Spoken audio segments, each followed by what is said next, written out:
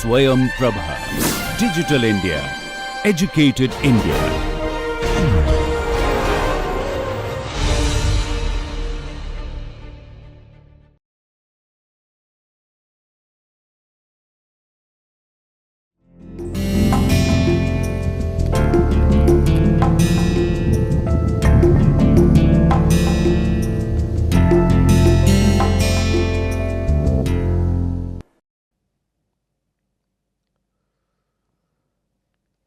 Welcome to lecture number 14 on the topic Rankine cycle. Before seeing the contents of this lecture, let us have a recall on what we have discussed in the previous lecture.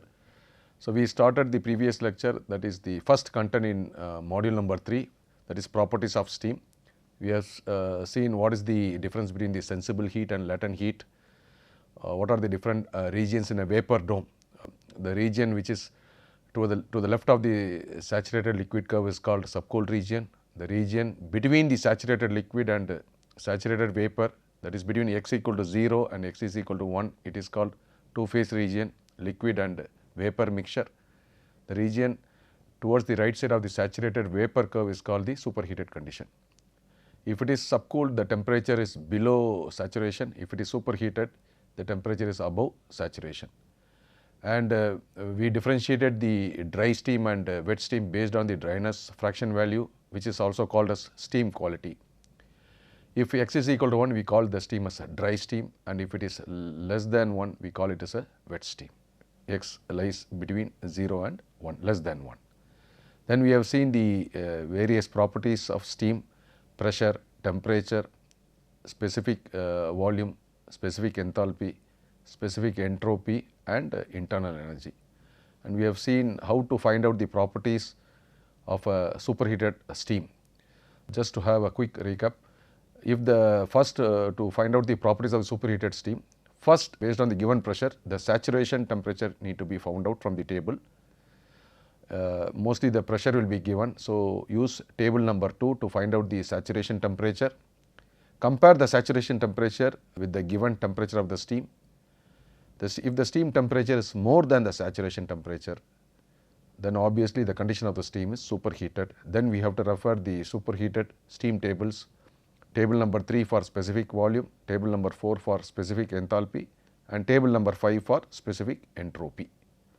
So, with this we concluded the lecture number 13. Now, let us see the contents of this lecture. So, we'll see what is a vapor power cycle, the Rankine cycle. The ideal Rankine cycle is the cycle on which steam power plant works, comparison between the ideal and actual Rankine cycle, and a numerical question. Okay. So, in the previous lecture itself, I have told the difference between a gas power cycle and vapor power cycle. In gas power cycle, the working substance continue to remain in gaseous state in all the processes. If you take Otto cycle or diesel cycle or dual combustion cycle or Brayton cycle, the compression, then after compression the constant heat addition process takes place. Then after the heat addition process, isentropic expansion, then constant heat rejection. It could be constant volume or constant pressure. Only in Brayton cycle it is constant pressure heat addition, heat rejection. Both the heat addition and heat rejection takes place at constant pressure. So, the condition of the working fluid, it is in gaseous state. Whereas in case of a vapor power cycle, it does not remain in vapor state in all the devices. There are 4 major devices which we will be seeing in the subsequent slide. The construction and the working principle of ideal Rankine cycle, which on which a steam power plant operates. So, in the vapor power cycle, the working fluid, the substance, it is in liquid state in some devices, it is in vapor state in other devices. So, that is the difference between the vapor power cycle and gas power cycle. So, if you take the vapor power cycle, the most efficient cycle is the Carnot cycle, Carnot engine. What is the speciality in the Carnot cycle? It is the cycle different from the other two, from all the other power cycles, whether it is a gas power cycle or vapor power cycle, is that it has two isentropic process and 2 isothermal process, 2 isentropic and 2 isothermal. Perfect isothermal and isentropic, that is reversible adiabatic process and isothermal process. So, all the processes are reversible, and it gives the maximum efficiency when it is operating between a high temperature source and a low temperature sink. The efficiency of the engine, the Carnot engine, which is operating between the source and the temperature, the Carnot engine gives the highest efficiency. It is the most efficient engine operating between the two temperature limits. What are the temperature limits? One is the thermal energy reservoir source and another one is the thermal energy reservoir sink. There are impracticalities associated with Carnot cycle. So, because it is, if we want to use the Carnot cycle rather than an ideal cycle of ideal Rankine cycle, so the modeling, there are a lot of things which are not realistic, which could not be possible in real condition, practical condition. So, those impracticalities are eliminated by modifying the Carnot cycle, which the modified form of Carnot cycle is the ideal Rankine cycle, which forms the basis for the vapor power cycle,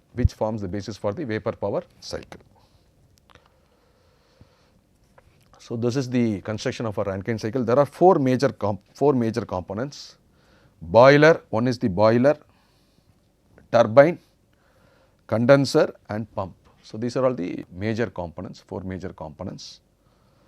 If you take the boiler, the function of the boiler is to convert the water into steam. So, heat is provided in the furnace of the boiler, the fuel is burnt, heat from the fuel is used to convert the water into steam, the high pressure, high temperature steam, then it is expanded in the turbine, in the steam turbine. This is the steam turbine. Okay. So, the exhaust is then condensed in the, exhaust is in the form of gaseous state, here also it is gaseous state, whereas if you take point number 4, it is liquid state. So, that is what I told in the vapor power cycle, the working substance, it is not in the same state. Here it is in liquid state, here it is in vapor state, here also it is in vapor state. Again here it is, after condensation the vapor changes into liquid. So, at state point 3 and 4 it is liquid, and state point 1 and 2 it is vapor. Whereas in a gas power cycle, the condition of the working fluid at the outlet or the inlet of the major components continue to be in the same state, So, the steam produced is expanded in the turbine, then it is comes out at the turbine at state point 2 where it is condensed, and during condensation the heat has to be removed by the coolant, water is used in the steam plant. So, it removes the heat and the vapor is converted into liquid. The liquid water is pumped with the help of a pump back to the boiler. Sometimes this pump is called feed water pump, because it is pumping the feed water back to the boiler. Of course, there will be some amount of water which will be lost. So, that water will be added in the boiler, that is called makeup water, So, because it is a closed this one, and whatever the water which has been converted into steam, which has resulted in the useful work, not all the steam is converted into useful work, some portion has been converted into useful work. In the mechanical energy is produced in the turbine will be coupled with the generator to convert the mechanical energy into electrical energy. So, the makeup water which is added to the boiler water drum is not shown here. Okay, so, just for information I am just telling, and the cycle is repeated. Again the water is converted into steam, steam is expanded in the steam turbine, then the exhaust is condensed in the condenser, again the feed water pump pumps the feed water from this one, and of course here the pressure also will be raised. Here the pumping is done for a liquid, here the pressure is raised, the pressure of the liquid is raised, whereas in the air standard cycles the pressure of the gas is raised with the help of a compressor. This is the temperature entropy diagram in which I have plotted the Rankine cycle. So, I have used the same number. 1 is the inlet to the turbine, 2 is the outlet of the turbine, 3 is the outlet of the condenser, and 4 is the outlet of the pump. So, 1 to 2 is, this is an ideal cycle, it is an ideal Rankine cycle. 1 to 2 is isentropic expansion of steam in the turbine. isentropic expansion of steam in the turbine. And this arrow mark is pointed towards right side, that is work is done by the system. System is the turbine here. Work is done by the system. So, during the process 1 to 2, as the steam expands, the conversion of the expansion of steam into mechanical energy is there. So, that is what this indicated by WT. So, 1 to 2 is isentropic expansion of steam in the steam turbine. So, 2 to 3 is isothermal process.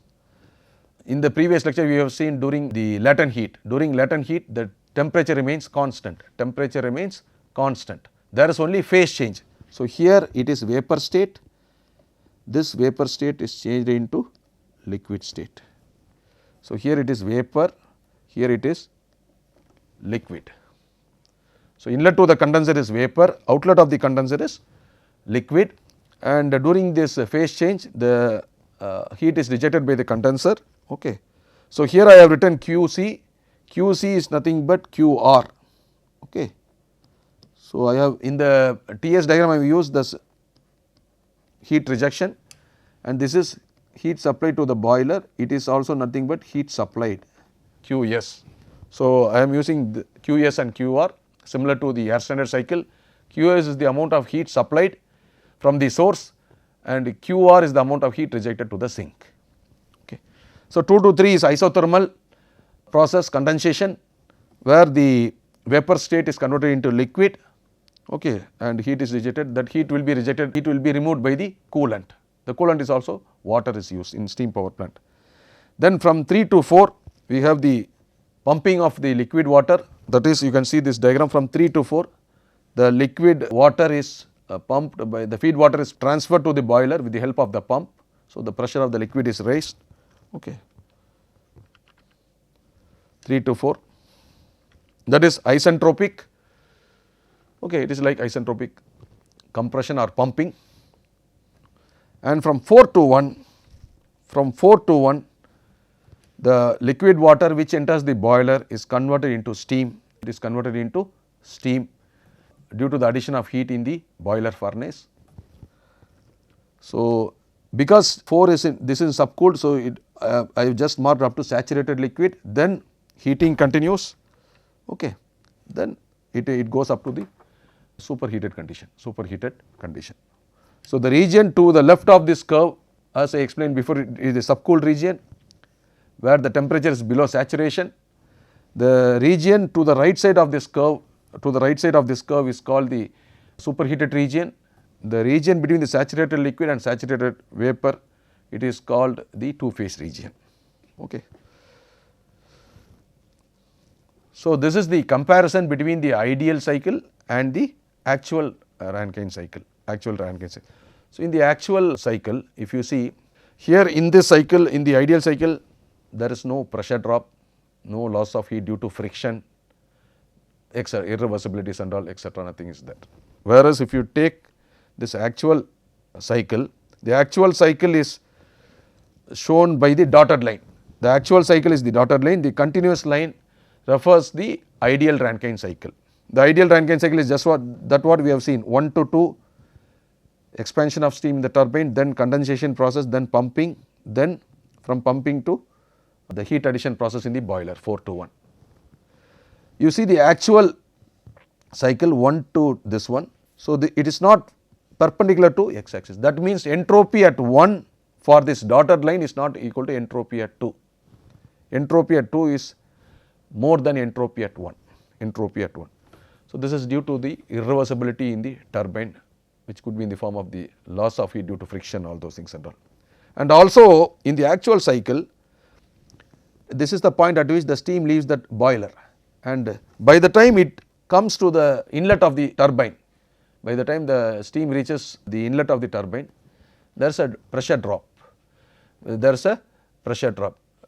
pressure drop takes place in the connecting pipes between the boiler and the turbine. So, whatever the pressure of the steam which is there, that is not there at the inlet of the turbine, there is a drop in pressure to some extent. So, that is what I have indicated, pressure drop in the boiler. Then there is pressure drop in the condenser also. Of course, here in the condenser the pressure drop is small compared to the pressure drop in the boiler in the actual cycle. But however, there is a pressure drop in both the boiler and the condenser, irreversibility in the turbine and irreversibility in the pump. So, because of which you can see 3 to 4, the dotted line is not perpendicular to the x axis, which is the entropy. It is slightly tilted in the tilted direction, it is inclined, it is not perpendicular. Okay. So, this is the due to these irreversibilities, the pressure drop, loss of heat due to friction, all these things and all, the performance of the actual cycle is less than the ideal cycle. So, with this background, let us solve some numerical questions, because I have explained the theory. Let me repeat the working. 1 to 2 is isentropic expansion of steam in the turbine.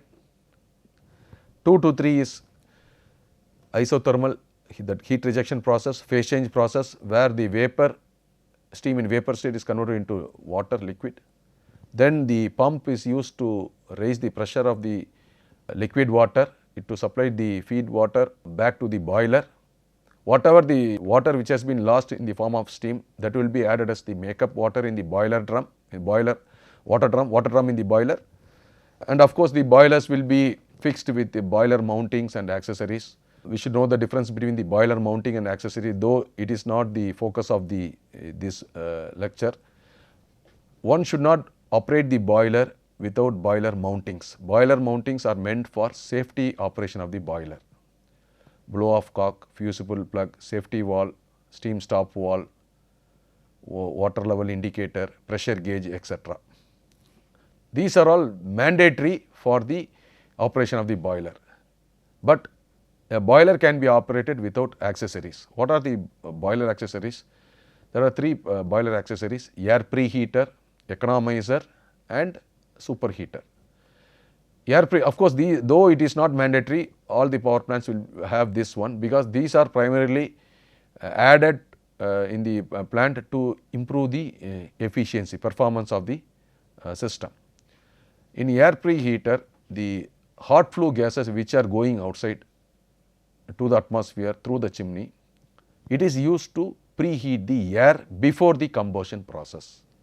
So, the advantage of preheating the air is the efficiency of the combustion improves. Instead of sending the air at say 25 degree or 30 degree, it is preheated say 45 or 50 degree, whatever the temperature, depending upon the efficiency of the effectiveness of the heat exchanger which is used, the air preheater. So, in the air preheater, hot flue gases or waste flue gases are used to preheat the air. Economizer also performs a similar task, but the only difference is, instead of preheating the air, the water is preheated before it is supplied to the boiler. So, instead of heating the water like from say 30 degree to 100 degree, which takes lot of time and also the heat input is more, the amount of heat to be supplied will be more. If we have water at say 50 or 60 degree centigrade or 55 degree centigrade, so that will result in savings of fuel, and also the time also will come down little bit. So, in economizer, using the hot flue gases, because these hot flue gases contains lot of useful energy. Even after the hot flue gases are used to preheat the air in the air preheater, still they contain very good amount of useful energy which can be used to preheat the water. And of course, in the superheater, it is as the name indicates, it is a device used to superheat the steam. So, these 3 are the boiler accessories which are, though it is not mandatory, it is used in all the steam power plant. Now, let us see the numerical question. Consider a steam power plant operating on a simple Rankine cycle. Steam enters the turbine at 3 megapascal and 350 degree centigrade. The pressure of the steam at the inlet of the turbine is given, pressure and temperature are given, and it is condensed in a condenser at a pressure of 74 kilopascal. So, the high pressure, basically if you see the ideal Rankine cycle, it operates on 2 pressure, one is high pressure and another one is the low pressure. And we have to determine the thermal efficiency of the cycle. So, this is the TS diagram. Quick recap: 1 to 2 is isentropic expansion of steam in the turbine, 2 to 3 is constant pressure or constant temperature, heat rejection process, 3 to 4 is isentropic, that is similar to isentropic compression, that is pumping.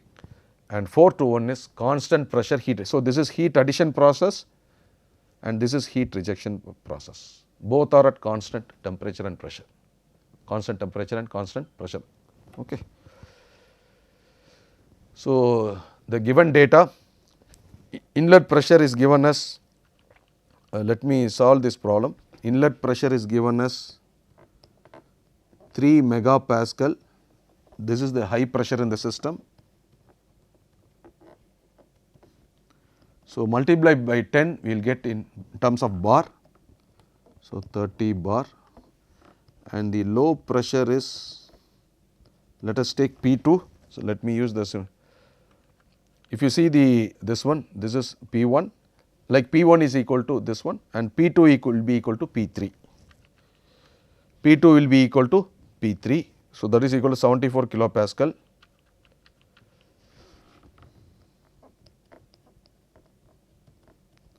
Kilopascal, 0.74 bar. So, the pressure in the condenser is below atmospheric pressure, it is less than 1 bar. Okay. And the temperature of the steam is given as 350 degree centigrade.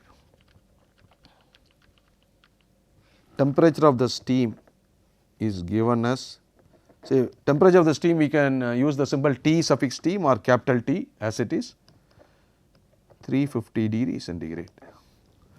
So, as I said in the previous lecture, the pressure is given, temperature is given, the temperature of the steam is given. First we need to check whether the condition of the steam is in superheated condition or not. Okay. So, that is the first step which I will be doing. So, here if you see, corresponding to the high pressure 30 bar, since pressure is given, I will be using table number 2, table number 2, this because pressure is given, table number 2, and the saturation temperature is column number 2. So, that is 233.8 degree centigrade. So, from table 2 at 30 bar, T sat is equal to 233.8 degree centigrade. Compare this T sat with the given temperature T. Temperature of the steam is greater than T sat. Therefore, steam is in superheated condition. Superheated condition. Okay, temperature of the steam is greater than the saturation temperature. Saturation temperature is the temperature corresponding to the turbine inlet pressure of 30 bar. Okay. So, when we say the turbine inlet pressure is 30 bar, the pressure of the steam at the outlet of the boiler is also 30 bar, because we are considering an ideal case where there is no pressure drop, So, the pressure of the steam at the outlet of the boiler. Okay. So, let me explain this.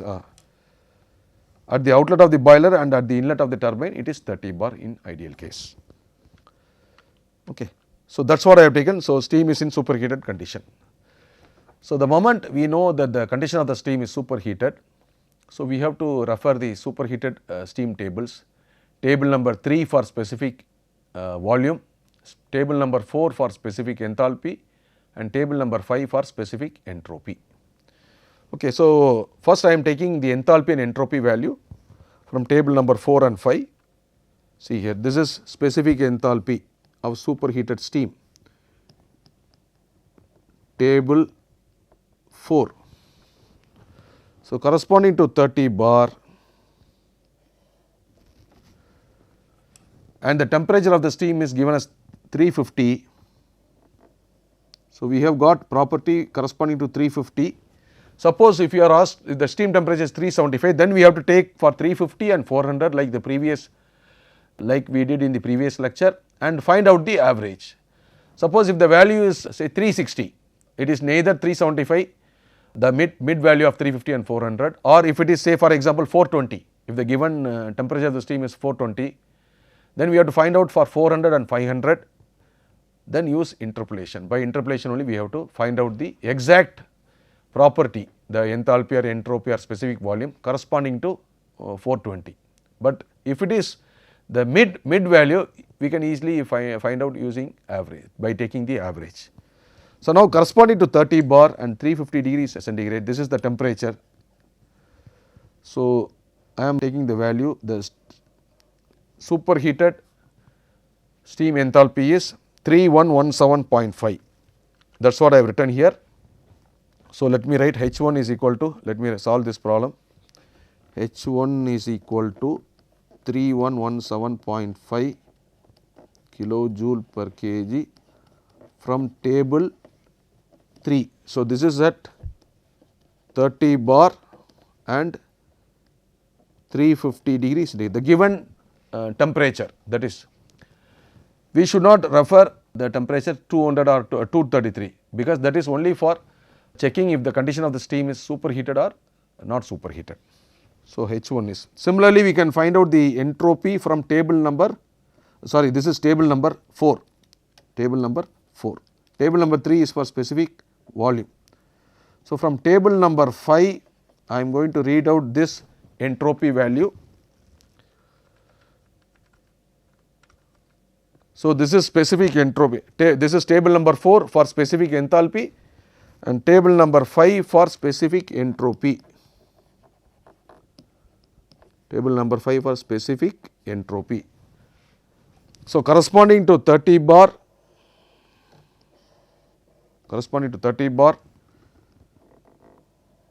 350 degrees centigrade, this is the temperature of the steam given. The entropy of the steam in superheated condition is 6.747. So S1 is equal to 6.747 kilojoule per kg Kelvin. So that is what I have written here, 6.747 from table number 5. So this portion is clear. Okay. So just below this H1 and S1 value, I have placed the steam table so that it will be easy for the students to refer whenever they are referring this one. So this is table number 2 for finding the saturation temperature, then table number 4 for enthalpy, then table number 5 for entropy. Now I have found the enthalpy at this point, To find out the efficiency, what is the efficiency formula? Efficiency is net work. Net work is the difference between the power produced by the turbine and the power which is used to operate the pump. WT minus WP, WT minus WP. W net is WT minus WP. Okay, so let me write the efficiency formula here. So we have been asked to find the efficiency of the thermal efficiency of the cycle. So therm efficiency is equal to W net divided by heat supplied. W net is work done by the turbine, by the system. Pump is a device which consumes electrical energy. So WT minus WP divided by heat supplied. And WT, what is WT? WT is difference between the enthalpy H1 and H2, H1 minus H2, and WP is H4 minus H3. So if I know all the 4 enthalpy values H1, H2, H3 and H4, then I can find out WT, WP, QS. This net work done divided by QS will give the efficiency of the ideal Rankine cycle. And of course, I can find out the heat rejection also, how much heat is rejected during the condensation process, the difference between H2 and H3, H2 and H3. So now let us take the properties corresponding to state point 2. So let us, it is quite a lengthier problem, a practical problem which I have taken. So corresponding to, referring the properties corresponding to the low pressure. So at 0.74 bar, that is 0. Now I have found enthalpy at state point 1. We have to find out enthalpy at 2, enthalpy at 3 and enthalpy at 4. Enthalpy at 4. So now let us take the low pressure. it is given as 74 kilopascal, I have converted into bar. At 0.74 bar, let us read the liquid entropy and liquid enthalpy values, SF2 and SFG2, SF2 and SFG2. Okay. So, I will read out SF2, SFG2, then HF2, HFG2.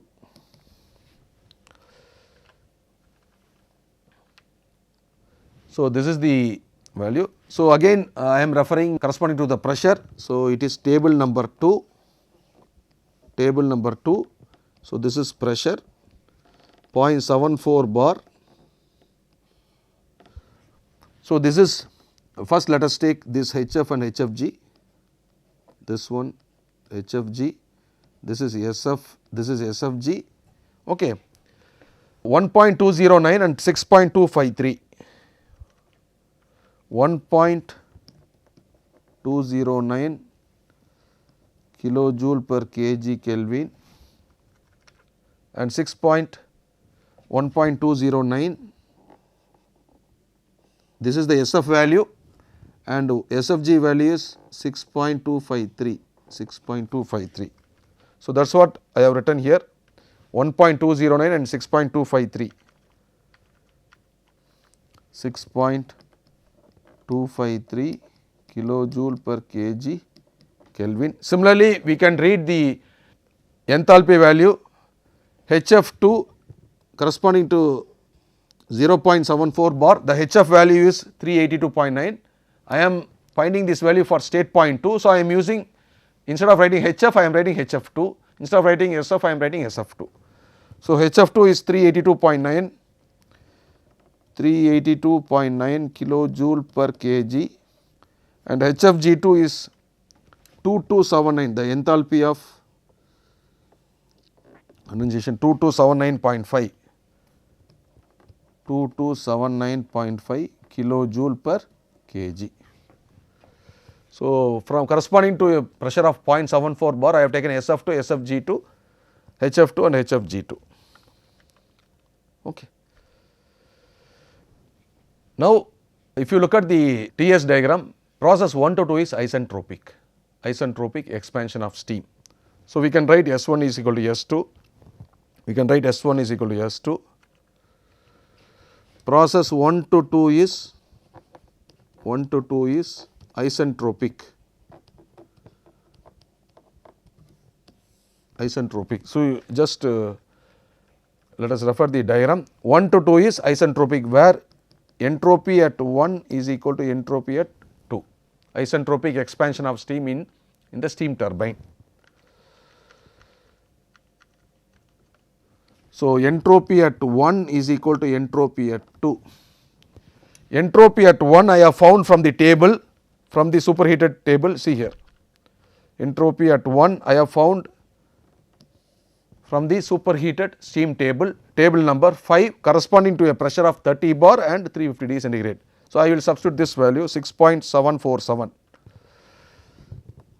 6.747. And see, state point 1 is in superheated condition. You can see the diagram, this is in superheated condition. I have told very clearly, region towards the right side of the saturated vapor curve is the superheated and the region towards the left side of the saturated liquid is the subcooled region. This is subcooled, this is superheated. So, state point 1 is in superheated. Okay. 2 is not in saturated vapor curve. If 2 is in this point, then dryness fraction is equal to 1, dryness fraction equal to 1. Directly we can take the value of S2, the S2 value can be taken directly, but state point 2 it is not in saturated vapor, it is a mixture of liquid and vapor. So, here X is equal to 1, here X is equal to 0. So, this point number 2 is here, point number, we need to find out the dryness fraction at state point number 2. We cannot take the point value as 1 unless it is lying on the right side curve, unless it is lying on the right side curve. So, this S2 can be written as SF2 plus X2, dryness fraction at point 2 into SFG2. These two values I have taken from the steam table just little ago corresponding to, see this is SF2, this is SFG2, okay, SF2, SFG2. So, substitute these values and find out the dryness fraction. The only unknown is X2. So, we can find X2 is equal to the dryness fraction of the steam at state point 2 is 0.886. So, it is 88.6 percentage, 88.6 percentage, that is 88.6 percentage vapor, remaining 11.4 percentage is liquid, remaining 11.4 percent is liquid.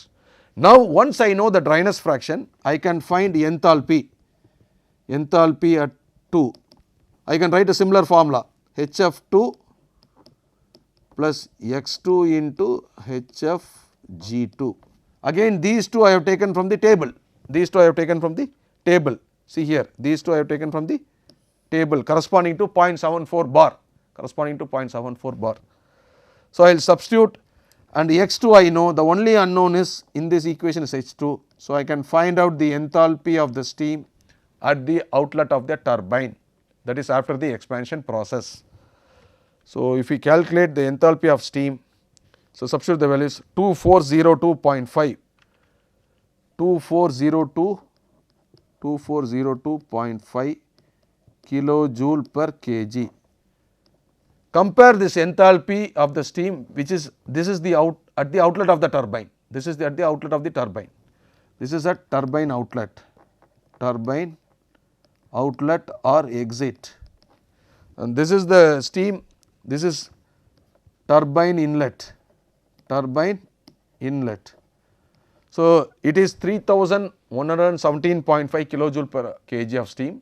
After expansion, enthalpy has, there is a drop in enthalpy of from 3117 to 2402. The difference is the work produced by the turbine, H1 minus H2, and if you assume 1 kg of the working substance, so m is equal to 1. So, H1 minus H2, the difference in enthalpy will give you the value of Wt, that is the work done by the system is the turbine in this case. Okay. So, now we have found H2, the remaining two enthalpies which we have to find are, okay. So, H1 we have found, H2 we have found. So, we need to find 3 and 4, H3 and H4. Okay. Now, look at the temperature entropy diagram. State point 3, it is in saturated liquid curve, saturated liquid line. Okay. So, let me write it here. From TS diagram, okay. So, let me draw the diagram here, otherwise we have to refer each and every time the previous slide. This is the TS diagram, okay. This is the vapor dome, okay. Let me draw it.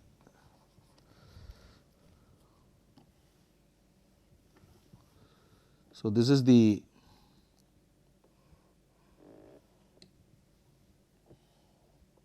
state point 2, this is the expansion of the steam 1, this is the subcooled region, then we have this one and this one. Okay. So, this is 3, this is the heat rejection process, this is pumping, this is heat addition QS, this is the boiler, this is the condenser, this is the heat rejected, this is the work done by the turbine, and this is the power required to drive the pump. So, if you see state point 3 is in liquid state. So, from TS diagram, state 3 is in saturated liquid line, saturated liquid curve or line. So, this is the saturated liquid, this is the saturated liquid line, saturated liquid curve, and this is the saturated vapor curve, saturated vapor line. Okay. So, the enthalpy at state point 3 is nothing but the liquid enthalpy corresponding to the temperature at T2 and T3. okay, or corresponding to the pressure at P2 and P3.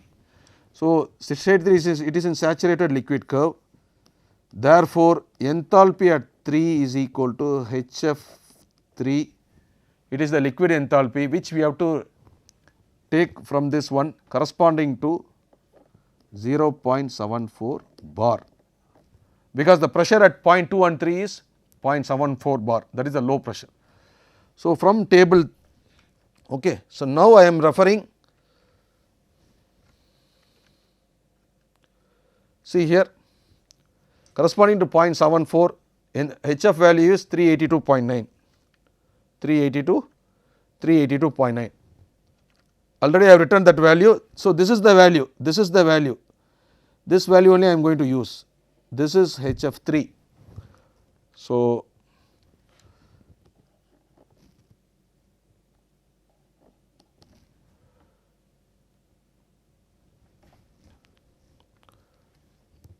(382), so let me take the value 382.9 kilojoule per kg. Okay. So, that is the same value. If you look at the table, 0.74 bar HF value corresponding to 0.74 bar, that is 382.9, that is liquid enthalpy, 382.9 kilojoule per kg.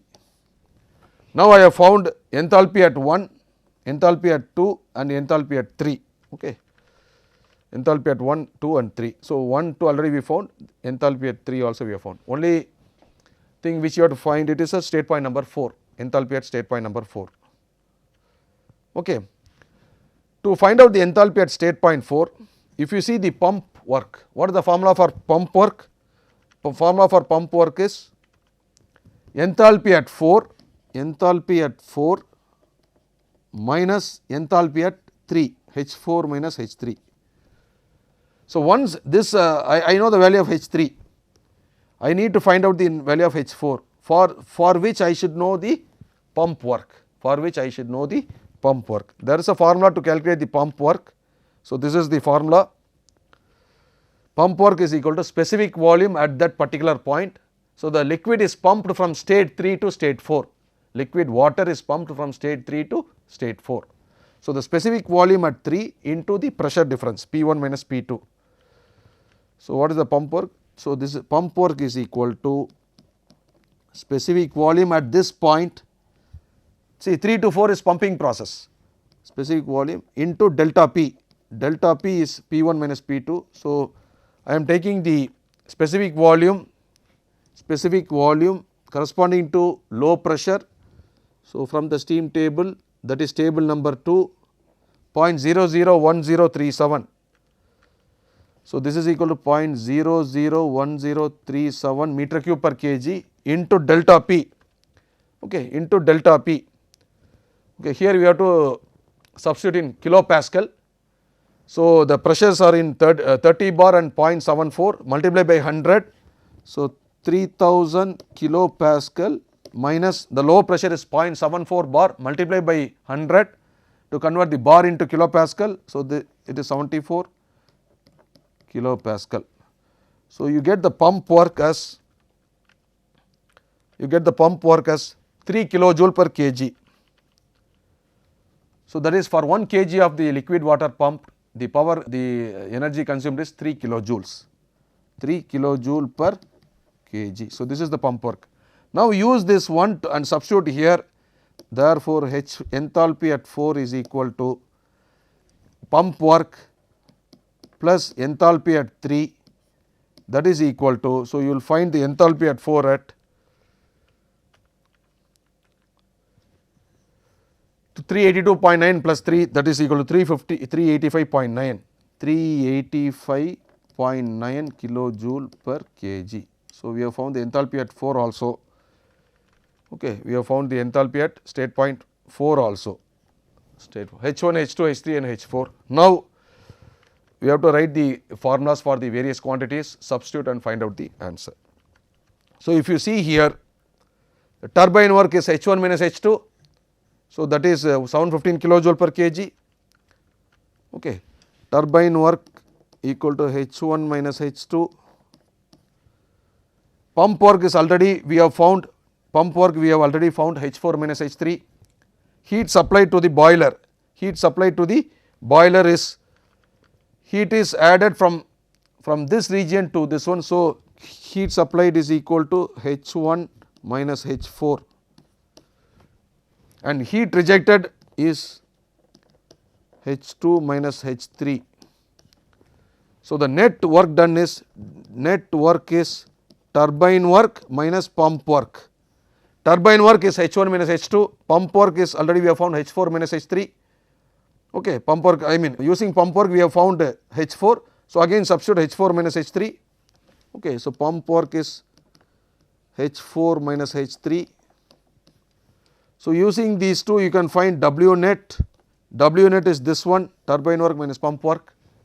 Efficiency is equal to W net by heat supplied. So, I have done the calculations. You can see turbine work is 715 kilojoule per kg. Heat supplied is H1 minus H4. If you see the diagram, the heat addition process is from 4 to 1. 4 to 1 is heat addition process. And so, this is heat supplied is H1 minus H4. The efficiency is net work done during the cycle divided by the heat input. Heat input to the boiler is QS.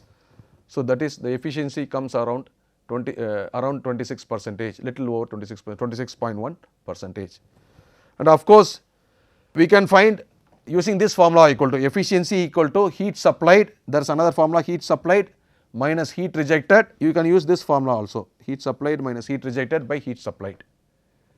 So, if we know the QS value and QR value, we can find the thermal efficiency of the Rankine cycle. Thermal efficiency of the Rankine. So, the answers I have made a comparison here. By this method also we are getting the same answer like 26.1 percentage, and if you are using W net by heat supplied, you will get the same answer. We should get the same answer. If there is any difference, there is some calculation error or there may be error in referring the properties from the steam table. So, that completes the problem, numerical question number 1. There are 2 more numerical questions which are very smaller one. In a Rankine cycle, the enthalpy of steam at turbine inlet and outlet are given.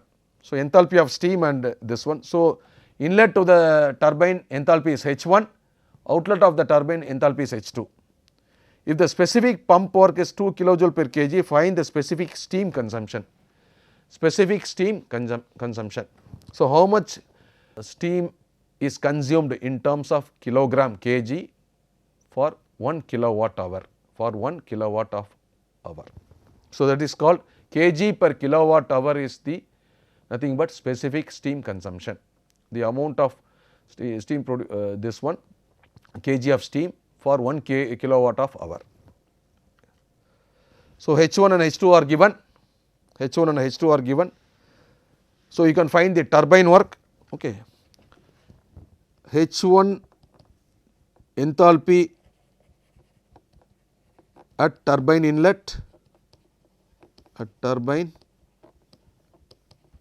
H1 it is given as 3159 kilojoule per kg, 3159 kilojoule per kg. Enthalpy at turbine outlet or exit, that is H2 is equal to 2187 kilojoule per kg, 2187 kilojoule per kg. So, using these two we can find work done by the turbine, work done by the system, that is H1 minus H2. So, substitute the values, you will get 972 kilojoule per kg, 972 kilojoule per kg. It is also given the pump work is given as 2 kilojoule per kg, 2 kilojoule per kg. Once we know turbine work and pump work, we can find net work, because this is a power producing device and pump is a power absorbing device like a compressor. So, Wt minus Wp, 972 minus 2, that is equal to 970 kilojoule per kg, So, this is the net work done. So, the formula for specific steam consumption is 3600, that is 1 hour, that is 3600, okay, divided by W net, W by divide. So, specific steam consumption, specific steam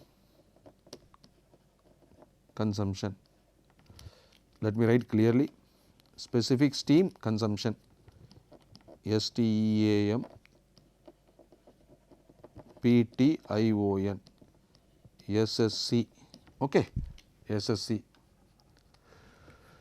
How much steam is consumed in terms of kg to produce 1 kilowatt hour of electrical energy, okay, energy. So, this is equal to 3600 divided by W net. Here we should not put WT, we should substitute only W net. W net is the difference between turbine work and pump work. So, 3600 divided by 970. So, roughly you will get around 3.7 kg of steam consumption for 1 unit of electrical energy. 3.7 kg per kilowatt hour. So, this is the value of specific steam consumption. So, that completes the problem. One more problem before we conclude. A steam power plant has a boiler efficiency of 92%, turbine efficiency 94, generator efficiency 96, the cycle efficiency is 44 and the efficiencies of the auxiliary components is 94. Determine the overall efficiency of the steam plant. So, it is a very simple problem. 5 efficiencies are given: boiler efficiency, okay. So, boiler efficiency, turbine efficiency, cycle efficiency, generator efficiency, auxiliaries. See, the overall efficiency is the product of all these efficiencies. Boiler efficiency into turbine efficiency, generator efficiency, cycle into auxiliaries. So, 92% into 94% into 96% into 44% into 94%. So, the overall efficiency comes around 35%. So, before I conclude, give the concluding remarks for this lecture, let me mention the processes for your reference. The processes are 1 to 2, process 1 to 2 takes place in the turbine, process 1 to 2 takes place in the turbine, 2 to 3 condenser, that is constant pressure heat rejection. 3 to 4 is process which takes place in the pump, that is pumping process from the state point 3 to 4, that is water at the exit of the condenser, it is at low pressure, boiler is operating at high pressure. So, we know the transfer of liquid, if it is high pressure to low pressure, the liquid will flow naturally, like whenever there is a temperature difference, high temperature to low temperature, there will be heat flow. Similarly, but here in this case at state point 3 the pressure is less. For the present problem which we analyze, it is 0.74 bar. So, it has to be raised to a pressure to the boiler pressure. So, pump is used. So, 3 to 4 is pumping and 4 to 1 is constant pressure heat addition process in the boiler. So, this I have provided for your references, for your reference later. So, the concluding remarks for this one. In this lecture, we have discussed about the working principle of an ideal Rankine cycle. The ideal Rankine cycle is it is the basic principle on which a steam power plant operates. There are 4 major components: boiler, turbine, condenser and pump. In the actual Rankine cycle, in the actual one, there are pressure drops in the boiler and in the condenser. That means the steam pressure at the exit of the boiler, by the time it reaches the turbine inlet, there is a drop in pressure. This is due to the pressure drop in the connecting lines between the boiler and the turbine. Similarly, there is a pressure drop in the condenser line. Of course, the pressure drop in the condenser is in actual practice is less than the pressure drop in the boiler turbine line, and also due to the irreversibilities in the pump and the turbine, the process 1 to 2 and 3 to 4 does not follow a perfect isentropic process where or a reversible adiabatic process. Due to these issues, the efficiency of the actual cycle, the performance of the actual cycle is less than that of the ideal cycle. We have solved one numerical question. When we want to evaluate the thermal efficiency of the steam power plant, we should know the enthalpy of the working fluid at the exit of turbine, boiler, condenser and pump H1, H2 and H3, H4. Once we know, we can find out the efficiency either using the formula heat supplied minus heat rejected by heat supplied, or ratio of net work done in during the cycle to the heat supplied. And we have also seen the term specific steam consumption, how much steam is consumed in terms of kilogram for 1 kilowatt hour of energy produced. That is 1 unit of electrical energy. So, with this I conclude the lecture number 14. Thank you.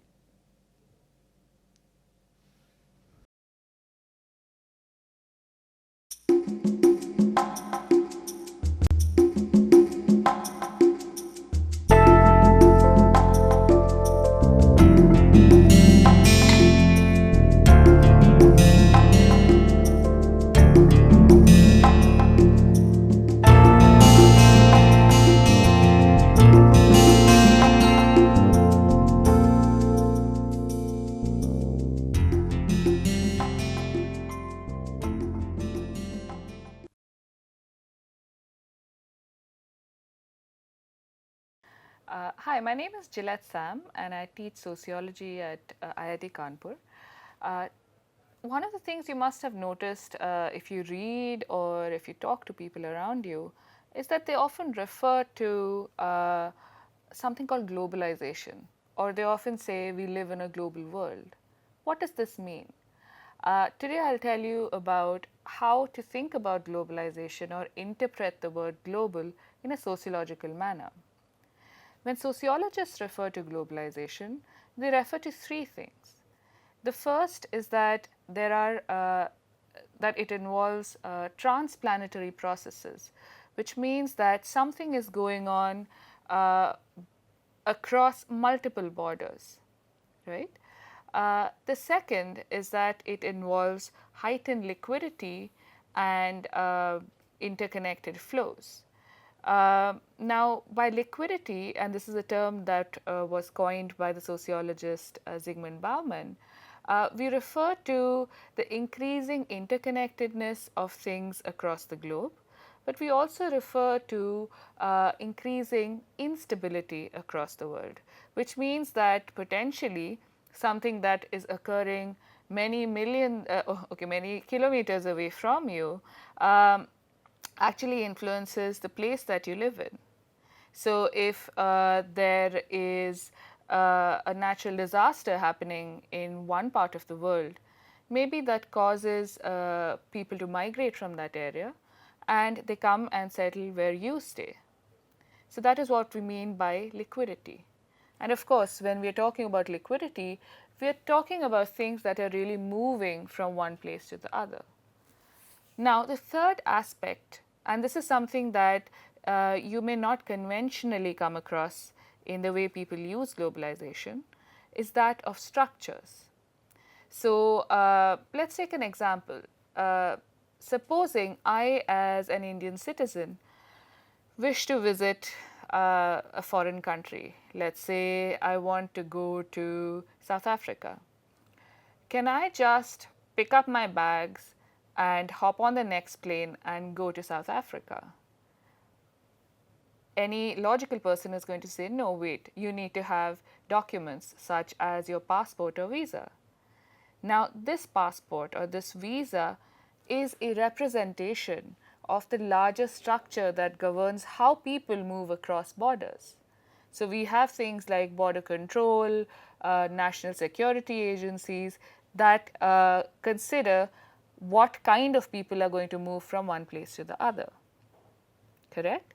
So, when we think about globalization, an average person typically tends to think about things moving or people moving from place to place.